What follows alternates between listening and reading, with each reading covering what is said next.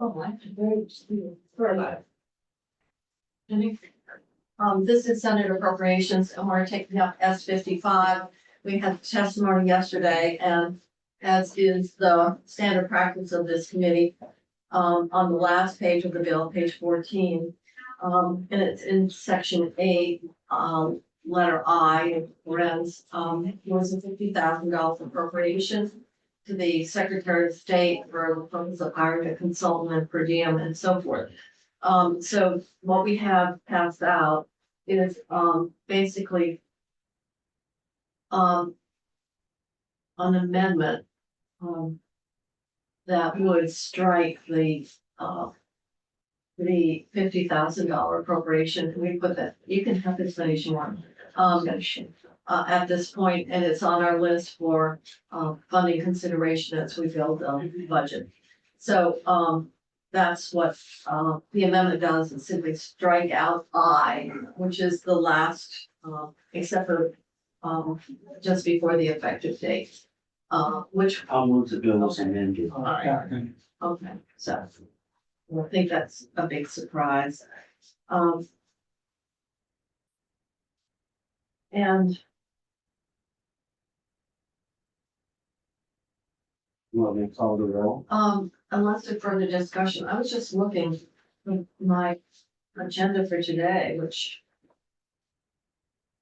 Here it is. Senator Lyon, Yes. Senator Kirchhoff. Nicely done. Senator Sears. Yes. Senator Starr. Yes. Senator Westman, yes.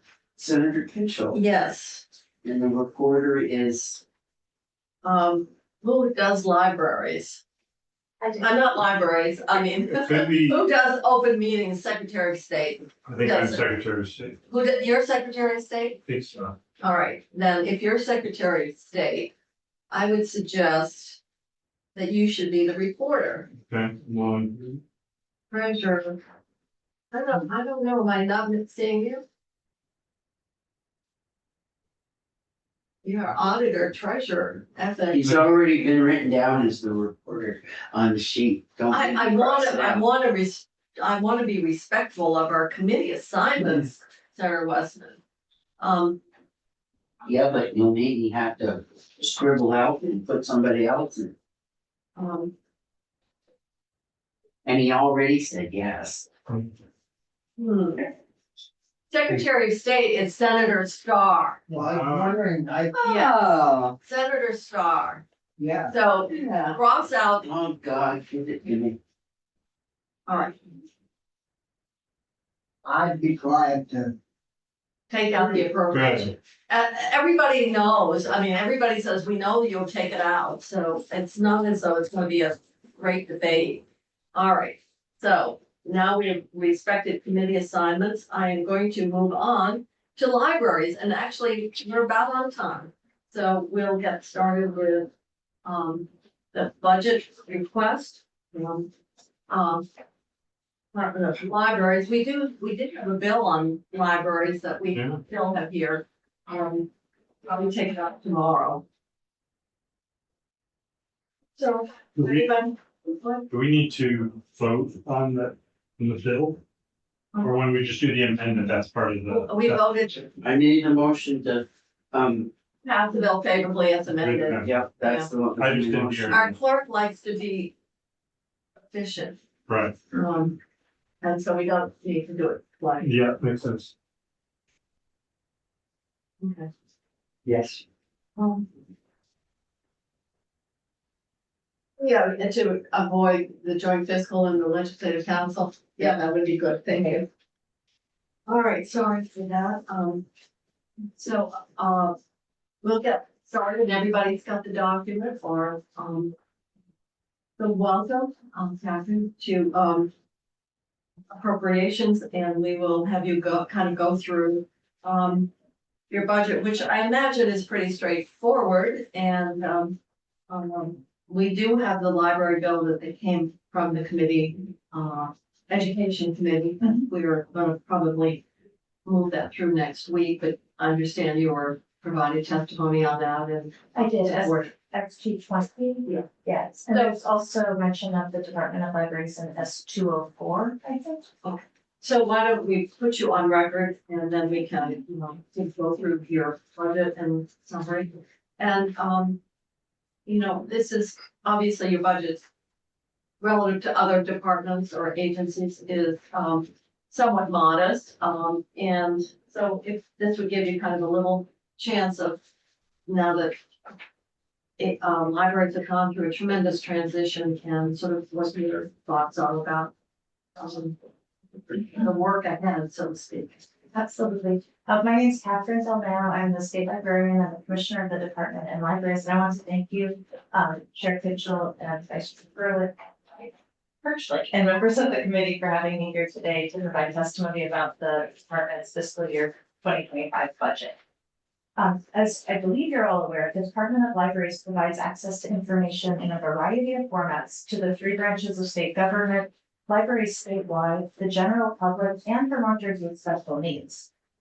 The budget materials that you have in front of you include both our general fund appropriation and our federal fund appropriation. You can see in our budget. In addition to the annual general fund allocation from the state, our department administers our annual grant of federal funds from the Institute of Museum and Library Services, IMLS, through their Grants to States program. Those federal funds make up roughly 1/3 of our budget, and we are able to supplement the modest budget that we have with the state of Vermont with those additional federal funds, and that's part of our match and our maintenance effort as well. So it's important to maintain a baseline of our general fund allocation. We use both of those allocations to supplement the services that the libraries around the state are providing. We serve public libraries, school libraries, and academic libraries. It's all an opt-in type of thing. People can use our services to the degree that they wish to. But we do provide, we have 2 main work groups, and I'll just briefly share what they do so that you can understand how the budget is framed. We have an information and access team, and they administer our statewide online databases and learning platforms.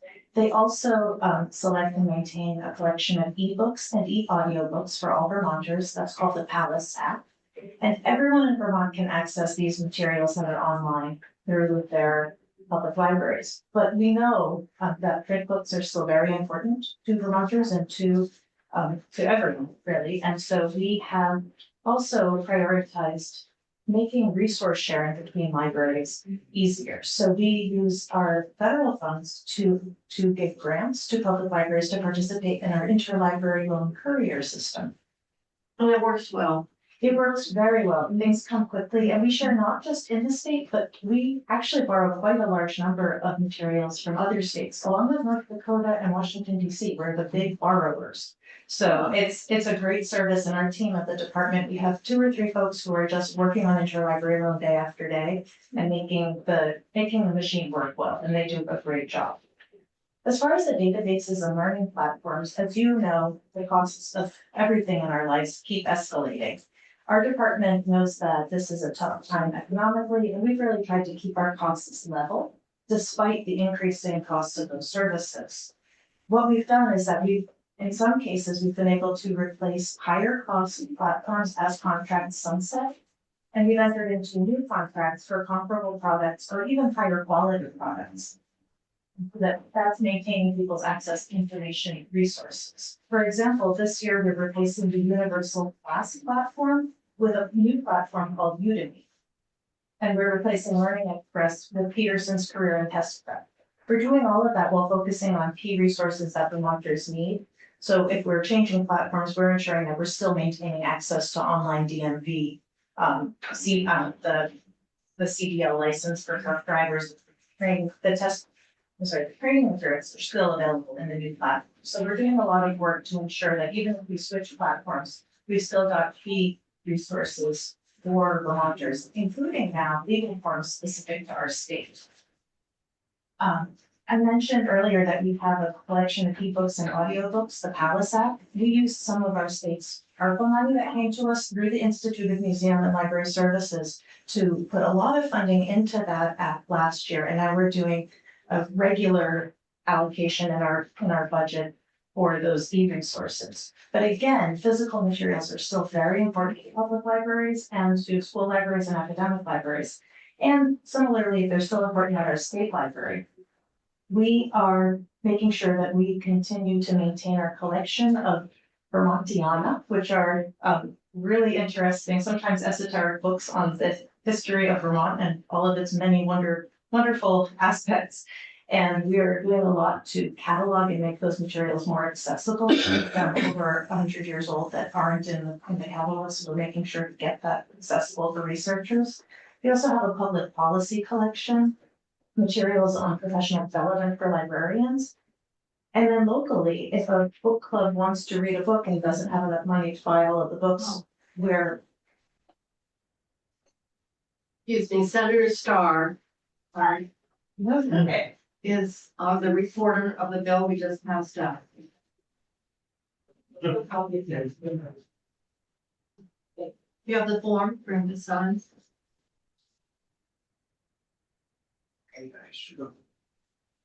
You need a clean copy? It's okay. I'm enjoying the cookies and the camaraderie here. It's a very nice committee to visit. And besides, this is the best committee room in the entire building. It truly is, because it's light and high ceilings It's like, and two big windows and, You don't even need you. no, Too bad they took out the basement. yeah, there used to Still be there. a door Where they- down, Down to the. no, down into the basement where they had It's a right bar. here. There's Is stairs. there still there? The bar's still there, you just can't get to it. So they used to have actually more camaraderie many years ago. And now there's, I don't know, we have to operate to a higher standard. Plus, of course, everything we do is, it's taped, it's all recorded and everybody can be watching us eat our cookies and eat grapes and trying to do our work. And sometimes this is the only time we have a chance to eat. So we'll let you keep going. But I'm glad you're enjoying it. I am. And we Well, let me, take our work seriously, but not ourselves quite. well, then it sounds like you would fit right in at the Department of Libraries. We're getting a lot done, but we try to have fun in our team while we're doing it. So I was sharing that we have many physical books in our Department of Libraries in the State Library Collection, which is located in Barry. You're all welcome to visit with us there. And we make those materials that are housed on site available to researchers if they come in person, or members of the public if they come in person, but more commonly, people borrow them through interlibrary loan. With your library card, that we'd be happy to have items brought over to you from our library, or even interlibrary loan from around the state for you. If you don't yet have a library card, please let me know so that I can get you all set up with one, which will enable you to borrow materials from us, but also to use all of our online resources.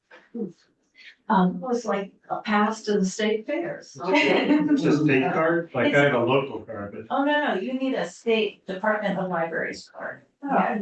So I could just sign you all up if you'd like. That would be Yeah. Just send awesome. them all over to you. I'll deliver them. Okay. Oh, that's Yeah. great. My team is like Kathy, they might need to give some information. I think here's up in my mind You're now. probably saying this, right, you wanna make sure that we're meeting certain I standards. have a question, Yes, you certainly may ask. which is maybe unrelated. Do you like to read, Senator? I just have a question about that word you used about Vermont. Vermontiana. Vermontiana, okay, that makes sense. The old library or the library that used to, law library that used to be in Supreme Court, Vermont law. that's where it got moved to? It did. It was moved down to Vermont Law School, and one of the things that we do each year is administer a grant to them. They're doing amazing work. They have a program called the Community Law Information Center, or CLIC. And any Vermonter can access legal reference services through them. Initially, they were providing maybe 20 hours a week, and that was what the grant was written for. They far exceed that. They now have a full-time staff member. Her name is Pam. She's super. She's very engaged. She is really trying to get the word out about the program. They consistently exceed the objectives of the grant. And they not only have the law library open those 40 hours that Pam, the librarian, is working, they also allow Vermonters to come in anytime that their library is open to the public. So I think their building is open 24/7 for students but 7 days a week, I think, I don't wanna say it inaccurately, but I believe it's something like 9 a.m. to 5 p.m. They're open to the public. And, they have an area where people can sit who are using the collection as members of the public rather than the law school, and they go and they fetch the books and they bring them over to you, and any of their staff provide reference help to Vermonters, which is wonderful. It's still considered the Vermont State Law Library or is it part of the college? Their law library is part of the college. The department no longer has a law library. We actually did something, authorizing the transfer Okay. of the law library to and I can't remember, it was probably 10 years ago. Yeah. It's been a long And time. we gave them some money Yeah, too. so, It was a great library. I remember using it. yeah. I was here. But that was, I'm just looking to see who has libraries, so I hope they're paying attention. I think it's Senator Briggs. Oh, That's my guess. he's not paying attention, he is, He can watch the tape. yeah, so, but it is something. It is. I'd like to share a little bit of information about our other core activities that we do through our library advancement team's work. You may have heard of the ABLE Library. That is the library that serves Vermonters who have print disabilities. So people who have low vision or no vision, people who have disabilities that involve holding a book or even processing a book, such as dyslexia, are eligible for services through the ABLE Library. And those services could be temporary, say someone breaks their arm and can't hold the book, or they could be something that somebody enters into for a long period of time. We also provide physical collections for the state's 6 correctional facilities, for state psychiatric facilities, and for the Veterans Home. And one key role that we do in our team is that we have library consultants who are experts on a number of topics, and they provide consultation services to library staff, library directors, and library trustees around the state to help them maintain a high level of service. That consulting role also involves convening meetings. So we convene meetings on different communities of practice, such as people who serve youth and are interested in youth literacy and expanding that work locally, or now in cataloging. We have a cataloging consultant who is helping people to help their local communities access information. So in libraries, we're really all about access to information, maintaining access, and giving people the opportunity to learn about what they want to learn about and lifelong learning. Along those lines, in Vermont, we don't have a library school. So one of the things in S220 that you'll notice is that there is a portion of that bill that would authorize us to do something we've been doing for a long time. Our consultants work on a program to help library directors who don't have formal educational backgrounds in library science, who don't have a master's degree because there's not a program in our state, help them to really learn the basics so that they can do well in their jobs and succeed as library directors locally. And that program is called the Certificate of Public Librarianship. So in S220, that bill would authorize us to actually keep issuing the certificates that I've been signing, and the state librarians before me were signing. And really would, that bill would also change a may provide continuing education to shall provide continuing education. So that would really cement that responsibility in our department, and we wish to keep doing that, and we see a great need for that. And that bill, all of the things in that bill came out of a study by the working group on the status of libraries in Vermont, and the department supports the bill as it's written now.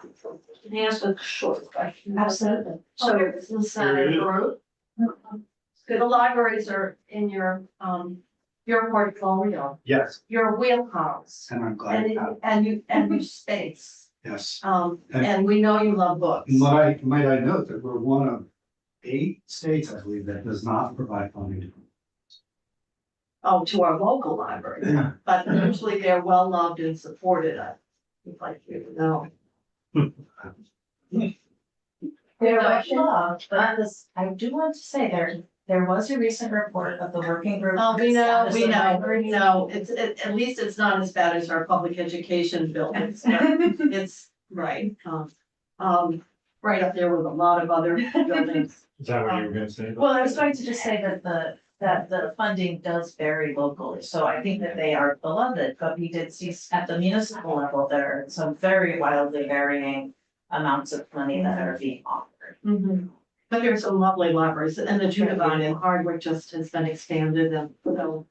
Rutland Library yeah. is so gorgeous. Yeah, beautiful architecture. So I'm, Fletcher Creek. but we're gonna have to keep on track, Yeah. because I'm looking at the clock and we're already a little behind. Okay. But we'll keep going quickly. This committee, we're fairly, well, committee with a lot of longevity on budget issues, so, the familiarity with the different, departments and stuff. It's, is here, Mhm. in the house, they've had a lot of change in, committee membership, and so. They go through probably your budget line by line, of which we will not do. Right. And I'm sure that it was brought in with only just the basic, adjustments here. Well, I can just share that, as you're An looking at the, increase, right? at the ups and downs, there really is not any increase overall. We stayed within the governor's 3% recommendation, for departments. Yeah, so. And there are, 26,000. yeah, there are small adjustments, but as far as the general fund column goes, they even out. We really just trued up our spending costs. And I do just want to mention, we have some one-time funds that we are significant. And yesterday was the close of our, actually the 12th, in the middle of the night was the close of our first of the 2 capital projects, grants that we're getting, these are federal monies. So there is some activity that's going on that's new in the department. The treasury funds for the state, one of the 3 projects in some of the treasury capital projects funds is allocated to the Department of Libraries. And we have $16.4 million in grants to give to support internet access in public libraries. And we had the applications open for more than a month, and we have 71 applicants. They are from all 14 counties in Vermont. So we're really excited to begin working through the application review. Later this year, small and rural public libraries will have another chance at funding. There's another $10 million in congressionally directed spending through HUD that's really targeted just at the small rural communities. So I'm happy to answer any of your questions. If anybody wants to know more about what we do, please come visit us or just give me a call. We got 26 million in total. 26.4 total to help public libraries with the outstanding needs that they have, really just to keep many of the buildings afloat so that people can continue to use them and to, for the treasury funds, access the internet for health, education, and work. They're a great community resource for a variety of reasons. Thank you for coming in, and have any further questions, because we know that budgets were put together. Great, well, thank you so much. Not a great deal of that, shall we say. And not that we'll all get library cards. Yeah. Yes, Yeah. would you all like library cards? If you don't have one now, we can get one over to you. Yeah, I do. Okay, thank you for your time. Thank you very much, Beth. Now we're on to visa. You want to come up? And I think we can find a note there. He's got. Well, What was all reminded him? was it? Does he know something that I don't know? Well, we had a meeting at noon and we saw the agenda on our black, you can see the house has high-tech whiteboards and we have plain old chalk but I prefer our method. And so he noticed that you were coming in and wanted to leave you a note. So we have, about a half hour, and probably you have more information in your packets and we're gonna go through line by line, but, certainly want to hear about your budget also. What's happening in the world of visa? Sure. And thank you, Madam Chair. And what I thought I would do, I provided a lot of material, but as I think you shared earlier, this is a committee with whom we've had a strong partnership over the years. And you have a in-depth knowledge of the work that we do. So what I thought I would do is highlight a couple of initiatives that you're supporting specifically, just to kind of share some of the outcomes there, and then turn to what I'll call our core budget request, which I'll give these are, we're asking for a 3% increase, as the governor recommended for a base.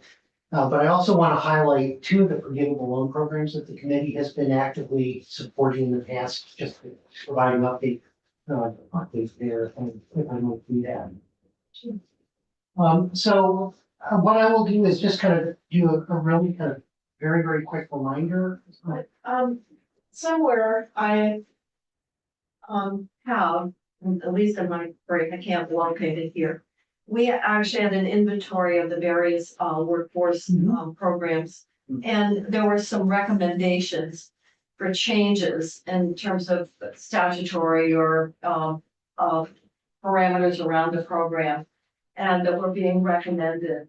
And when I was reading it, I was like, well, this isn't the best way to assure that any of those recommendations that would require legislative action are actually going to be seen. And I don't know how many people have read that report. It was the inventory, and it was done with joint fiscal, but obviously with your participation and AHAC and so forth. So I was just wondering if there are any recommendations that are embedded in that report, which maybe you can lay hands on before you leave, would be nice for you to reference those as well. If in fact the desire is to see those changes somehow be implemented. I think Recommendations. in one case, there's a legislative change that we would recommend. I would call it a technical change. It's right here, this report. Yes. And there are a number of recommendations in it, and it's a very, it's a very good inventory of what's ongoing, which was one time, but there are recommendations, here. Forgivable loans should be awarded on a rolling basis. So that's really what I was hoping you wouldn't let us forget as well. And that I can put my hands on it The president, is amazing. Is that a better report than yesterday's smoking report? A progress report that had no data, Yeah, tell you whether you're making progress. yeah, Yes, that's it. that one, Mhm. Senator Burchell already knows my assessment of that report, but, we'll go back to BSAC. I will strive to do better. So just by, kind of way of orientation, just as a reminder of the full range of programs that we offer. We administer the 529 plan for the state. That's on the verge of crossing $600 million. So Vermonters have already invested. has. So did you take care of that, so I don't get those monthly statements and get billed? I haven't taken care of it, but I will. You're on record, we'll keep going. We provide current education counseling to over 7,500 students across the state. And I'll say right now is an exciting time for us. We're doing our career college pathways events. We do 5 of them around the state. I just had the opportunity to meet with 800 high school sophomores and juniors at St. Michael's College as we kind of launch them on kind of an exciting journey. And with the support of this committee, one of the things we're particularly excited about is that while much of our work has been focused on helping students pursue traditional post-secondary education, with your support, we now have offerings that allow us to support students who are interested in pursuing workforce-related careers directly. And it's allowed us to expand our offerings both on the counseling side and our support of students. And I did go to the conference. I was at Linda, that was with your counselors and the staff for Upward Bound and Trio and some from New York. From New York as well. Yeah. We I was administer the state. my week off. A bundle of excitement. I thought so. We administer the state grant program, which I will come back to in a moment. The 802 Opportunity Grant, which is the program that this committee was a strong supporter of, which allows us to provide free community college to students coming from a family earning $75,000 or less, and I will kind of touch on that. We have a list of interest-free workforce forgivable loan programs. We administer the scholarship programs, and we continue to provide supplemental student loans to Vermont students. So what I thought I would do, given the committee's time and your familiarity with our programs, is just jump to 802 Opportunity for a moment. and share some numbers. So if you're looking at the deck, I'm just jumping to page 4. And the thing that I really want to kind of share is that the messaging on this program has been extraordinarily powerful. CCV is one of the few community colleges in the country that has actually seen enrollment growth over the course of the last several years. At a time when many of you may know during the pandemic, community colleges across the country saw 20% declines in enrollment. And I'm really happy to finally see CCV presence in our correctional facilities. That's, talked about that a number of years ago, and it's really happening because having those skills and knowledge is really so helpful and necessary to once anyone's released to get a job. And the program has been powerful for 2 communities. It's been powerful for high school seniors who are, kind of on the fence about the value of post-secondary education. We're able to offer them an opportunity that's essentially tuition free. But some of the biggest winners have been working adults who previously earned just enough money not to be aid eligible, but didn't have enough money in order to be able to pursue the credential that they needed for that next job. 74% of the population of the recipients are first gen. 70% of them are adult, and 17% of them identify as being individuals of color. This past year, 2,600 students participated tuition free, and the numbers right now look like they may be closing in on 3,000. So it's growing very, very significantly, and it's something that we as an organization are very proud of. We're grateful to the support that you all provided when you added that to our base and made that a permanent program. And the messaging continues to be extraordinarily powerful. Is there a reason why like Essex County is in the like means, low participation, I would expect? Are those high school students they go to New Hampshire other than Canaan for What page are you on, Bobby? On page 4, there's we have a little map there that shows, the light green, and you'd think with Wyndham not very far from Essex County that we would be drawing some of that students in the and we've got a team up there working out to make sure that the word is kind of now out within all of the high schools. And so I expect that with the work that we're doing collaboratively with CCV, you'll see those numbers coming on. But if you're in Canaan, you're just not near anything. Canada. Canada. But I mean, in terms of the height from Canaan to Rwanda. London's a long Yeah. way. No, well, Okay, well, If I could jump to page 6, the Vermont Trades program. There, I want to highlight that, kind of for you. This was a program that was created now 3 years ago. You all added $1 million to our base last year in support of this program. And we've seen, as we have with all the forgivable loan programs, these programs ramp up in terms of demand. In 23, we dispersed $1 million. This past year in 24, we had some carry forward. So we're expecting that we've awarded 2.9 million. We expect that we'll disperse about 2.2 million. I'll share that when we went to the governor, we initially asked for $1 million increase for this program as part of our request because of that demand that we are kind of seeing carry forward to the next year.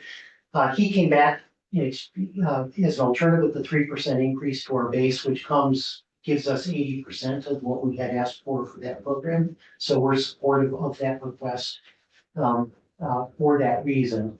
But the demand that has been driven is largely being driven by this trades program. I wouldn't be surprised. The aspirations partnerships, I wanted to share a little bit about this. You've given us the authority to use up to $300,000 of our appropriations. So we're not asking for additional money for this, but just continuation of the language that you have given us. And the purpose of this particular program is to work with schools where the post-secondary education continuation gap between first and second generation students is particularly wide. And what we did originally in the program was that we went in and we provided direct services in these schools with the goal of increasing the continuation rates, particularly of first generation students. What we found is that we had a lot of success initially with the program, but then several years after we left, those numbers started to level back out. So we changed strategy. And what we are using now is a professional development model where we go in and work with the teams in the schools themselves, train teachers, train the school counselors, work with school administrators with the goal of building programs that are sustainable long It's after. sort of inherent in the work that you're doing, so it benefits. And we have a curriculum for career development. We've got a curriculum that can be integrated into any one of the kind of classroom settings, in a kind of a variety of tools. And I'll share that we are just adding Oxbow High School is joining, is our newest aspiration, high school. Very, very excited. We got a picture after we told them that they were coming. The principal actually went out cross country ski to ASAC in the snow. And took the picture and sent it to us. Look at your Bennington Center series, look at Bennington, you're really, in terms of second generation graduates, first generation, you are actually ahead of at least on one measure, second generation, not necessarily the first. Chittenden 66.5 and you're almost 60, but you're doing really well. Well, we are. I'm on page 7. No, I know.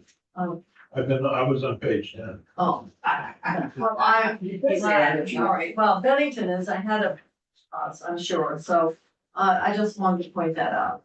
We're doing good things. I think one of the things that we did talk about, and, there was a wonderful op-ed by Dan Smith. And it's something we've really seeing, and we've had some discussion, and that is just the gender imbalance and how our male youth are really lagging relative to engagement in educational or training opportunities, and how their learning and development just is not well responded to in traditional academic settings, and a lot more hands-on, much more action experiential. So I don't know whether there are specific strategies around how to get a better participation rate, but I think at one point, maybe the University of Vermont was up to 70-30, and I'm trying to get it down to like 65. Nationally, it's like 60-40. And it's in science, it's all over the place, and it's law, it's medicine. And the question that we have is really one of how to address that particular group of students that are not are just being marginalized. And if they start out that way, I mean, their whole adulthood is ahead of them. And so I don't know whether VSAC has looked at that in terms of how, and I know you're not in the delivery system per se, but obviously what are strategies that would, or, you know, obviously I would think some of these career and trades would be very much amenable because it gives success, and oftentimes some of these students haven't had much in the way of academic success. Absolutely. So I'll And make, I don't know if any of you others saw the op-ed that Dan Smith wrote, but it was a really pretty powerful article. And, Scary. well, it is, but it's not new. That failure to launch article that must be at least 10 years ago was looking at the data and really putting out warning signs at that point. and we're about to release some data that shows that coming out of the pandemic for both first and second generation boys, but for first generation boys in particular, their aspirations, which is just the idea that they would go on to something in the future, dropped by about additional points during that 3-year period when we're releasing data in the next several months. We are partnering with the Community Foundation and the Terra Foundation on the forum that is taking place. I'll make a couple of observations. I think that there are some things that, we are all looking at on the counseling side. One of the broader issues nationally within college access programs is that participation in those programs, year-long counselors, things of that nature tend to be disproportionately female. And some of that has to do with the recruitment process and the recommendation and referral process that takes place. So we, VSAC, are taking a look at that in the context of our own program. What I mean by that, think about it, if to some extent when we go into schools, guidance counselors and teachers are making recommendations regarding which students should participate, the ones that they will select are the ones that are doing the things that they expect them to in the way they do. So if you're not that individual, you're not likely to be kind of referred in the same way. And boys is often a not made fall within that bucket. But I also think that there's some things on the education and programming side that we need to look at. We've been in a partnership related to the technical trades on math competency with the state colleges and AOE. We developed a pilot math program that I'd be happy to talk about at another time, that was designed to allow students to be successful at what was Vermont Tech, but now the technical side of VSU that we're excited about piloting in 11 high schools around the state now. But the other thing on the delivery side is, and higher education is moving in this direction, is to move away from offerings that focus just on 4 and 2-year degrees, but towards shorter term stackable credentials, where I can go do You something. know why? Because you're experiencing success. Mhm. And for male learning, that sure, they have a much shorter period of time where that reinforcement and success is important. At least that's my understanding of what some of the brain development research is saying, not that I'm an expert on male brain development.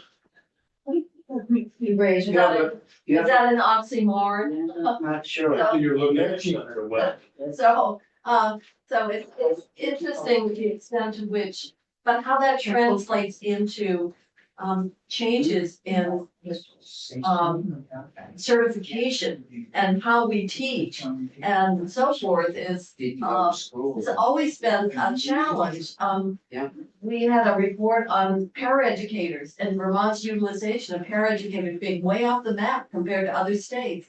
It's not good, the evidence, it's not good practice.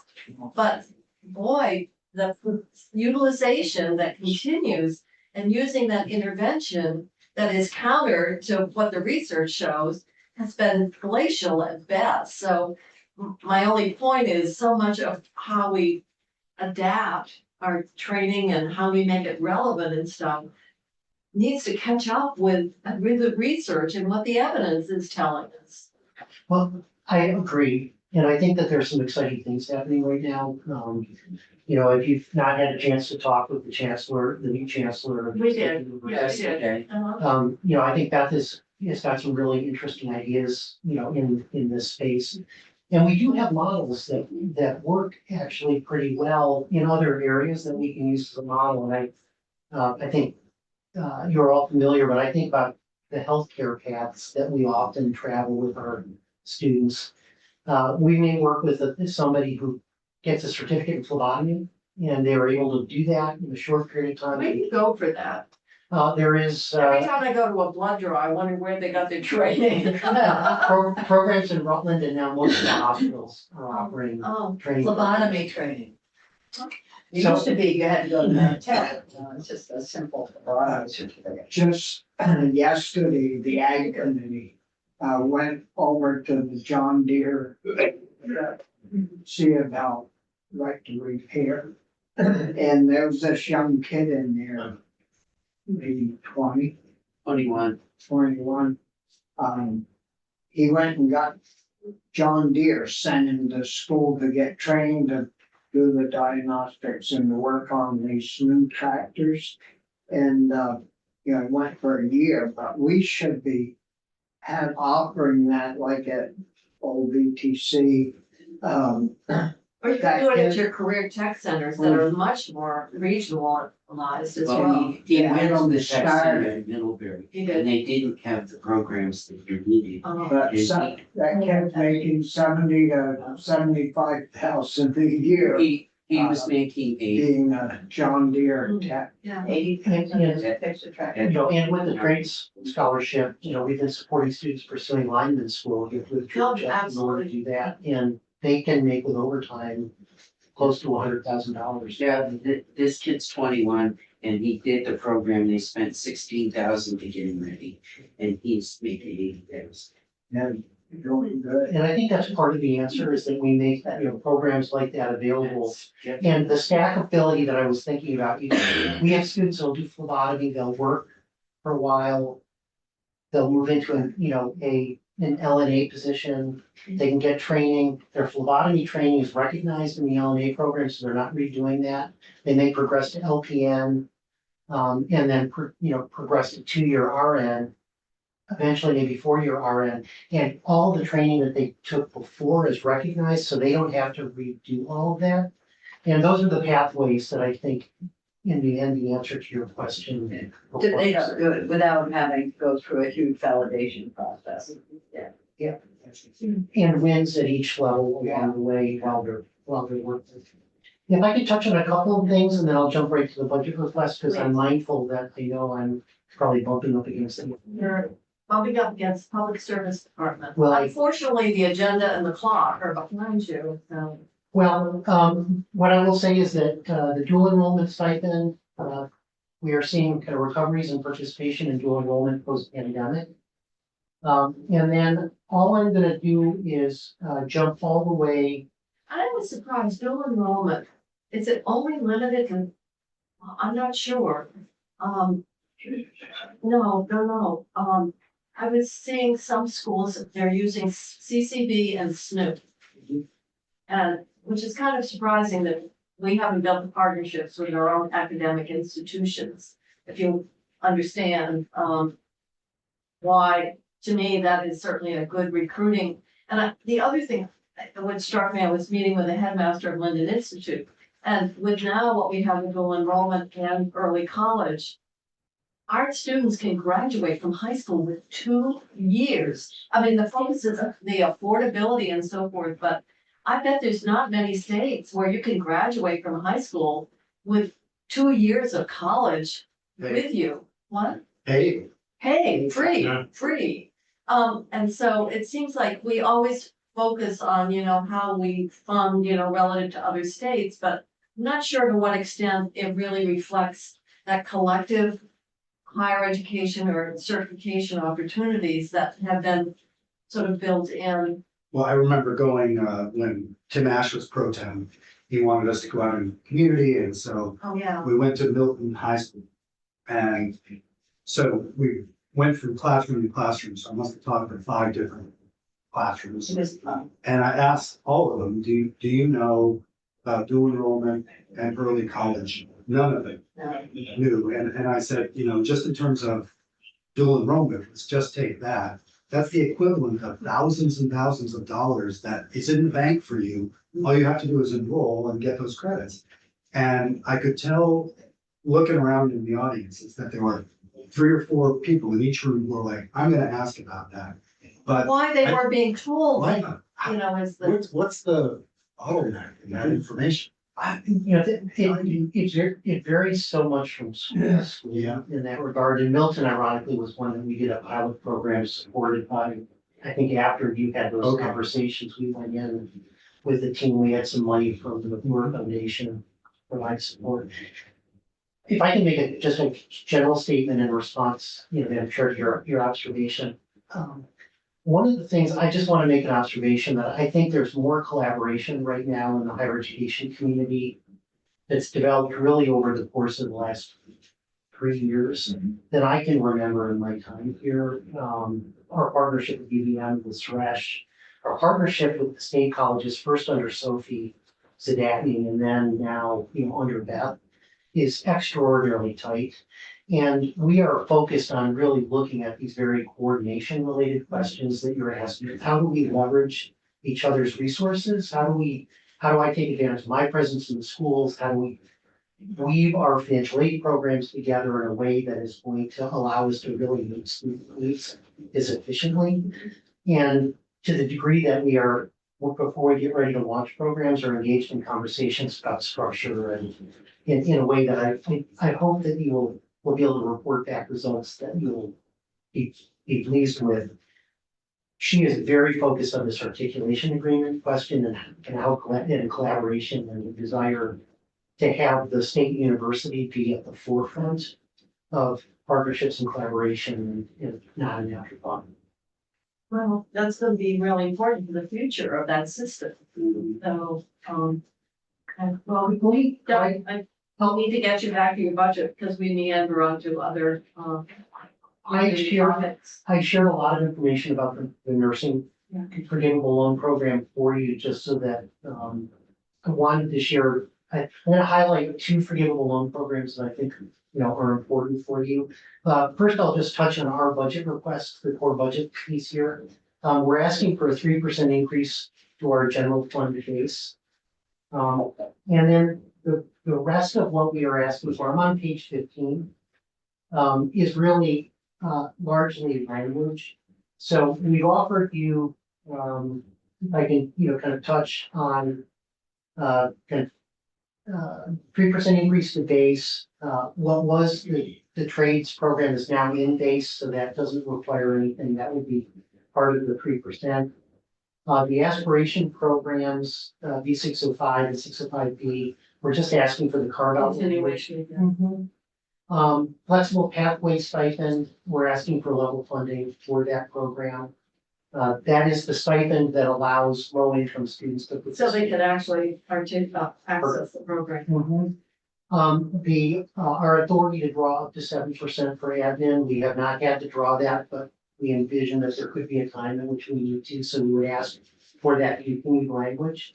And for the committees, like in the appendix, we've actually included on page 19, the language from Act 78, so that you would have that for you. This is largely language that you have kind of put in from year to year. So if I might just highlight 2 of the forgivable loan programs for you. The nursing program is a program that is uses global commitment funds that flow through kind of health. We administer that program. $3 million was provided last year. I wanted to let you know that we ran out of funding within a month of when that application was open this past year. We funded 259 students. There were. Is that the one we put the $75,000 household income, the limit on that? No, that one does not have an income limit on it. Okay, there's one that does. And so we recommended that the governor consider a $1 million increase for that program in order to allow us to fund applications that went unfunded this past year. His request includes $287,000 for that. So I wanted to highlight that because I know this committee has been actively kind of supportive of it and interested in that program. The other, In the governor's budget? there's a $287,000 increase. Besides the 3%? Yes, that's because that program is not, that's a agency of health program that we administer, not our program. Okay, so that would have been reflected in the Department of Health budget. That's correct. All right. I'll keep going. And the second program that I wanted to highlight was the mental health counselor forgivable loan program that this committee funded using initially ARPA dollars. These were one-time dollars, and what we want to share is that this past year, we will have awarded almost all of those dollars.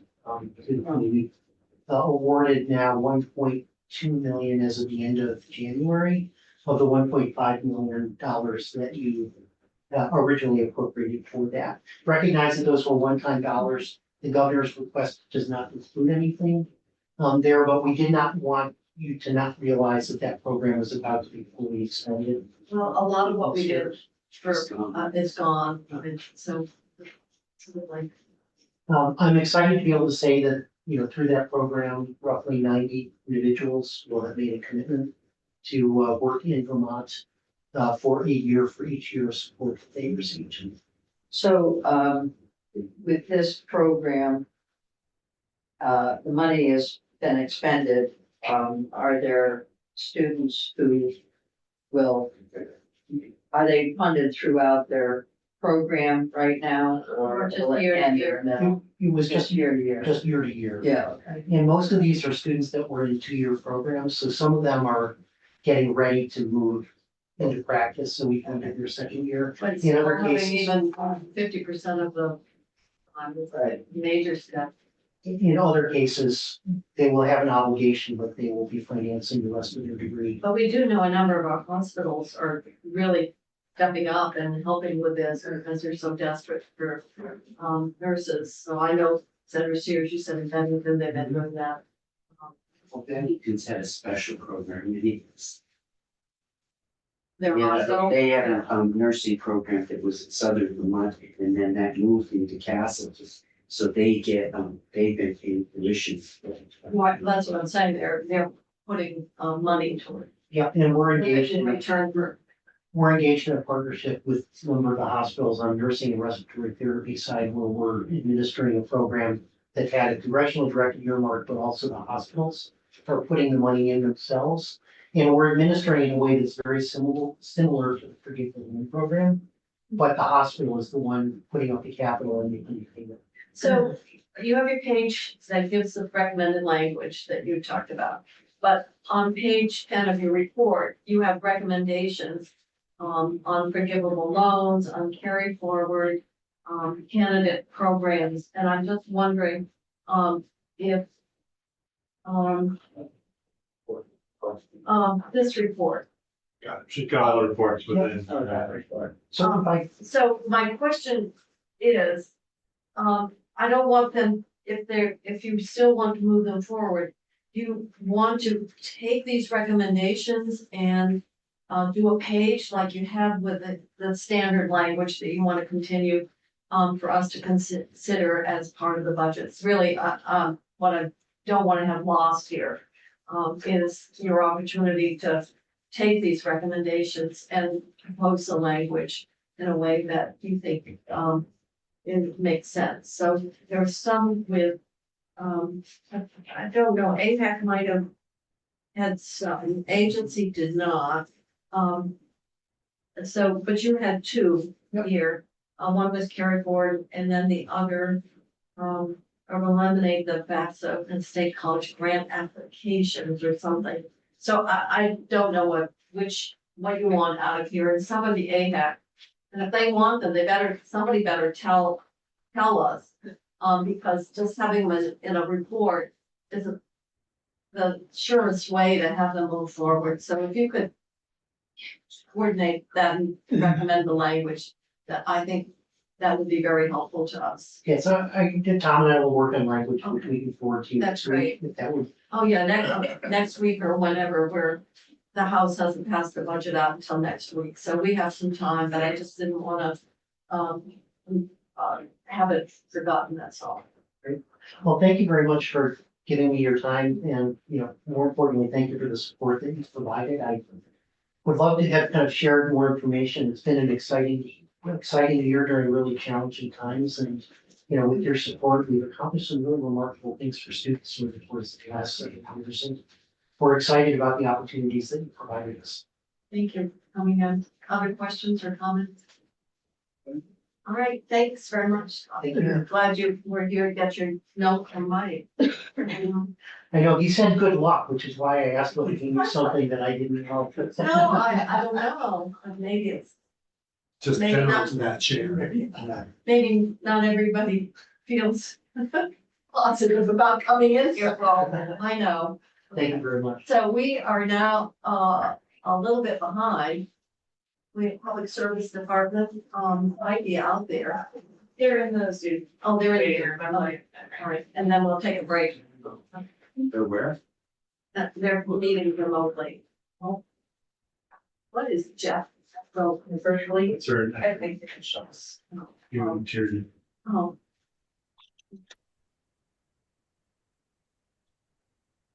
Yeah. Good afternoon, Commissioner. We're gonna, Good afternoon. sorry, we're a little late. We're always late. And so we appreciate your patience and would hope, obviously you've got a lot of information here in your packet. But in terms of the budget and sort of the, highlights and, opportunity of what, giving you an opportunity of what is really on your mind or what you see as sort of the work of the department in the year ahead. So appreciate your being here, and if you want to guide us through, we have this document. If there's certain pages you want to refer to, I'll leave it up to you. So Thank you, welcome. Madam Chair. Can you hear me okay? Yeah, and we can see you too. Okay, great. I do apologize. I'm traveling in Georgia for an electrification conference, so this is always awkward to testify remotely in this fashion because I don't have the documents in front of me. But I do have another phone where my own presentation is electronically rendered. And I believe Patty LaRose is also on the line, and Yeah. Ms. LaRose is the budget guru at the department. So there will come a point when I will ask her to take over the ups and downs of the budget. To be honest, there's nothing terribly different this year in the budget. There are a couple of issues that need to be drawn to your attention, though. One is that the workload of the department is expanding considerably in light of the federal funding that we're administering and that we're glad to administer. And so that is creating some challenges that I'm trying to address through a managerial reorganization. I've recently created a separate state energy office with a director and assigned staff to deal specifically with applying for federal funding and, more importantly, administering it, which is also increasing the workload in our admin division. So in both divisions, I've added staff and I'm focused on that. So, could you just, Yeah. I want to just pick up on that. One of the concerns we have, depending on the federal money and the source, some actually have, sort of deadlines that they have to be obligated, and, or the money would be, lost and smoothed back. Are you referring to any of those where we're dealing with that, potential, deadline that's looming? Or, I'm Yes, not really yes. sure, I'm sure you're getting money from a variety of different programs, I don't know, maybe IIJA for all I know, you might be getting some of that. So I was just wondering, are you, we want to make sure that we don't lose any of those federal dollars, and it sounds like you've been doing some organizational change to ensure that doesn't happen. But if you, Precisely. are, Precisely. If are you you turn dealing with those to, deadlines then? sorry, if you turn to slide, and forgive me for looking strangely, but my eyes are failing me at this point, and it's hard to read my slides on my other phone. But in any case, if you look at slide 11, that gives you an overview of the funding that we're dealing with right now. The 11? yes, slide 11, the short-term deadlines for ARPA for the department, that entails something like $72 million that we're laser focused on ensuring we administer to all the ends that we've worked with you to get that funding for, because we don't want to turn any of that back if we don't absolutely have to. The other part components are IIJA and IRA, and there the timelines are a little more generous. But there are really two things to keep in mind in the federal area. One is the money that is outright appropriated to Vermont, and you see those items detailed here. But then there's also a second dimension, and that is when partners come to us and seek our sponsorship for federal funding that they're applying for in their own right under these programs. When they do so, frequently such applications, if they're successful, result in grant administration obligations that the department then has to assume. And so that's another reason why I've stood up this specific division to focus on federal funding at the department. So we are laser focused on making sure that we don't lose funding that we don't have to lose because we don't pay attention to deadlines. And secondly, we've also equipped the department to go after funding to scale, I should add too, because there's a limit in capacity to what we can responsibly do. And so I think we have some mechanisms in place in order to ensure that when we go after funding with a partner, that we also have the requisite capacity to administer it appropriately. Does that So out answer of your that, questions? well, I'm looking at the 72 million in ARPA. And, Yes, ma'am. So at this point, knowing what you know, are you fairly confident that we will be able to meet those ARPA deadlines? I would say I am 100% confident that we're doing everything that is possible to meet those deadlines. Some of these things are simply not within our control or our partner's control. For instance, we can appropriate all the money we want for weatherization, but in the end, if you can't find the requisite workforce and the like to do it, you may find that you have funds on your hands at the end of the day. But I would say I'm probably 95% confident that we're going to get the money spent that has been appropriate for these purposes. But I cannot say to you with absolute certainty that's going to happen because those are the kinds of countervailing forces that we are confronting. And we understand that. And so, one of the things that was in the budget adjustment, but it didn't need to be there, was sort of anticipating whether we have 10 million or 10,000 or whatever in September, when we're really looking at that, Correct. that we would have alternative, places where the money would be, committed and used, and housing certainly was, in several different ways was, identified. So, I think we've got plans, as does the administration, to make sure that if in fact, for whatever reason, like you're talking about, it just all can't be done as we originally intended, that it could make sure that we use it in a way that doesn't that avoids a return. So Yes, thank you. Madam Chair. Yes, I think that's been one of the blessings of the pandemic, frankly, is that we've all now had quite a bit of time to learn how to be skilled at this and to watch, especially in Vermont. So I think you've got a good handle on that. I know the administration does as well. And so being frugal Yankees, we're going to get as much as we can out of this federal funding. So shall I continue? Mhm. Okay. Let me see, I want to make the best use of your time, so I'm going to skip over a number of slides. Just briefly to remind the committee, and I'm sure you don't require this, but nonetheless, we are specially funded at the department. We're I know, and we love overwhelmingly, that, June. do you know, Yeah, meaning we're special.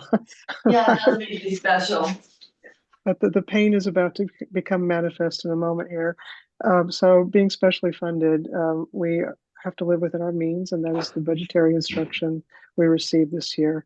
And so you can see on slides, let me see, 14 and 15, how that breaks out. The gross receipts tax that the utilities pay overwhelmingly funds our operations, along with the energy efficiency utility charge. But with that said, as you're also well aware from last year, we received, and I'm grateful, funding for several clean heat standard activities and 3 positions. We have hired for those positions and that work is underway. But for this year's budget, the instruction was for us to fund those positions going forward out of our special funds. And I have done so for this year, but it's not sustainable. And the legislature did commission a study from the PUC to suggest alternative funding. And I'm very grateful to the PUC that they had the foresight to include the department's finances in that study as well. I'm not in a position to advocate for any one mechanism that's in that report, but I would encourage you to look at it. In any event, what I'm trying to convey here is that paying for those positions and that work out of the department's gross receipts tax and other revenues means that there are other activities we need to be doing that we simply won't be able to do going forward. And an example of that is the funding that we put into doing the telecom plan that this year has to be issued in June. Another is work that I'm very proud of that we did this last year in public engagement for the department's proposal for a renewable energy standard. And that the reason I'm so proud of that work is that it constituted the first time, to my knowledge, that the department has gone out to the public and sought to apply the principles of the environmental justice legislation that we've adopted here in Vermont and tried to engage with the public ahead of developing the policy. In other words, going to folks and saying, what do you want your energy policy to look like? So we did that over 18 months, and that cost us somewhere around 300 grand, I think. And proposed a piece of legislation that is under discussion as we speak. That is to say, the renewable energy standard is under discussion in the House, and there's the administration's proposal. That's our department proposal, and also what your legislative committee has come up with on the House side. So my point is that that kind of engagement with people, I think, is what's needed in order to transform how this kind of public policy is crafted. And it's just the kind of work that I think the department should continue doing, but we can't do both. So I'm urging you to think long term. How does one resolve the department's budget woes when it comes to those clean heat positions? Do I have any questions on that before I continue? No, so you requested funding for the positions and the administration basically said they'll fund them out of your special funds. account. We were directed to fold it into our budget, yes. And from a fiscal management perspective, the message is very clearly within your means. And so then I have to prioritize, which I'm happy to do. But it's just, I think folks should be aware of what's lost as a result of that prioritization. Oh. So then if I turn to slide 17, I think I've pretty much covered everything there that has to do with pressures and highlights on our budget. I'm a little, how shall I put it, rueful about this. The green block on slide 17 talks about implementing an indirect cost rate on all grants and funding. And what that means is that we are now actively drawing down money from federal grants and the like to pay for our overhead to administer those programs. And that sounds like a pretty, basic thing to do. What's your problem, Tierney? Why weren't you doing that before? And that's where I'm a little rueful, but my answer would be simply that to date, in the history of my time, at least the department, we've only ever been able to do this work out of our existing resources, which has made all the grant funding then possible for the ends for which it has been granted. For instance, weatherization. If we haven't done an indirect cost charge on funding for weatherization, it's meant that those dollars have gone to weatherization instead of paying for the department. But now we've just gotten to a place capacity-wise where we have to yield to reality and we have to take that, cut off of our grant funding and the like to pay for our federal activities. And I'm good with that because there's an abundance of federal funding. But it is, again, always a balance between how much money you take and then what you actually implement by way of infrastructure, hiring up and the like, in order to conduct the activities. And what I've noticed is that, at least in my space, the federal government's been pushing a lot of money out the door. And from their point of view, they've answered the how do we pay for administering this question by saying, well, do your indirect cost. But what they don't realize is that if you don't have the personnel in place and can't hire the personnel and the like, then you've got a different kind of problem on your hands because you have money but no people. So anyway, I just wanted to highlight that for you because I think going forward, the department's going to be at some point looking at retrenchment of its workforce when the federal funding runs out, and that's always a very painful thing to live through. I think that brings us to the ups and downs, Madam Chair. If And your this is budget, good. I realize, is all special and federal funds, which makes it probably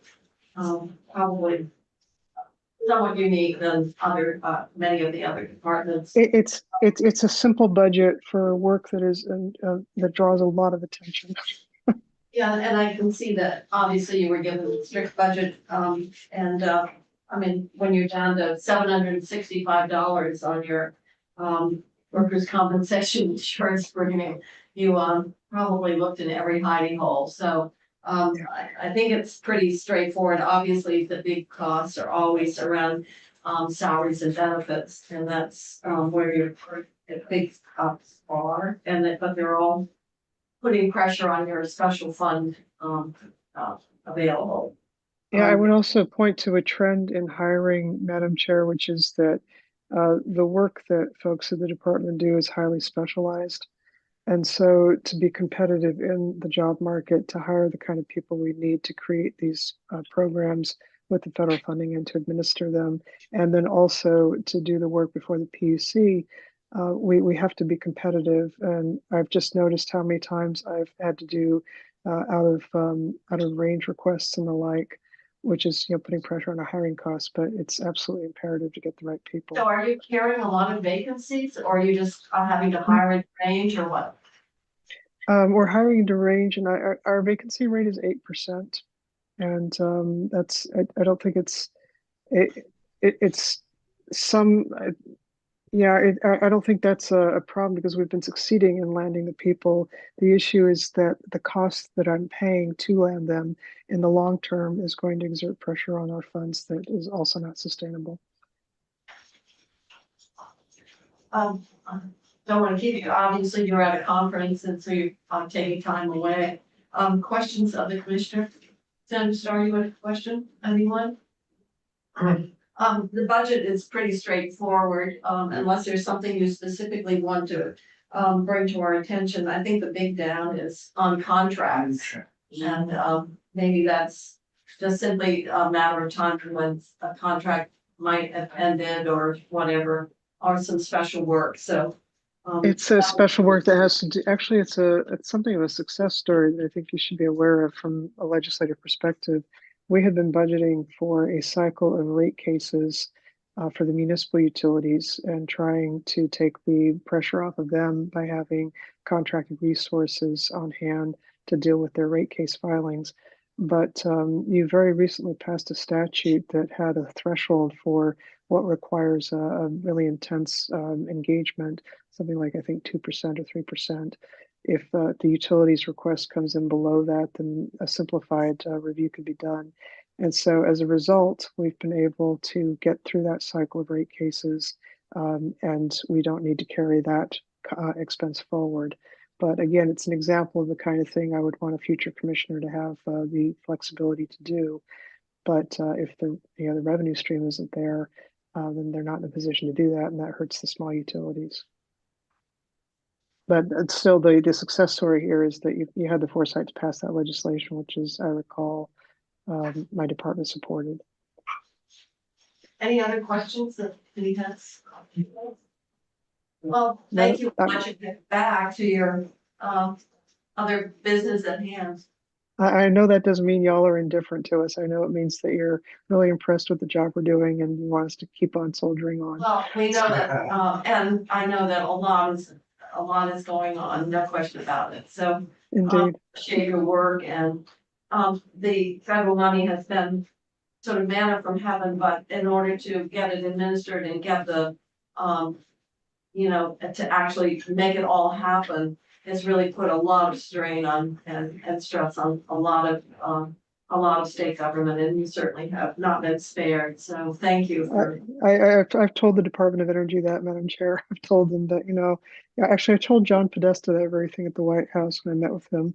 I said, it's good of you to push the money out the door, but it's not nice of you to simply, figure that state infrastructure will pick up the ball for you. You hear your federal agencies don't have it either. And he laughed and said, yeah, that was pretty much the plan. Anyway, I'm sorry. I keep interrupting you, trying to wind this up. No, So that's thank fine. you. Fine, thank you very much. And we do know how to get in touch with you if we have any questions or whatever. Thank you. Always glad to talk. Thank you very much. Thank you. So we are at 3 o'clock and according to our schedule, we have 15 minutes now. And we're early. I don't know, guys, Madam Chair. I was like told over here by 10. Sorry. By 10. My boss apparently. You can't see the white, the black, probably. Yes, we'll You know, pick up, you got 3 o'clock. go offline.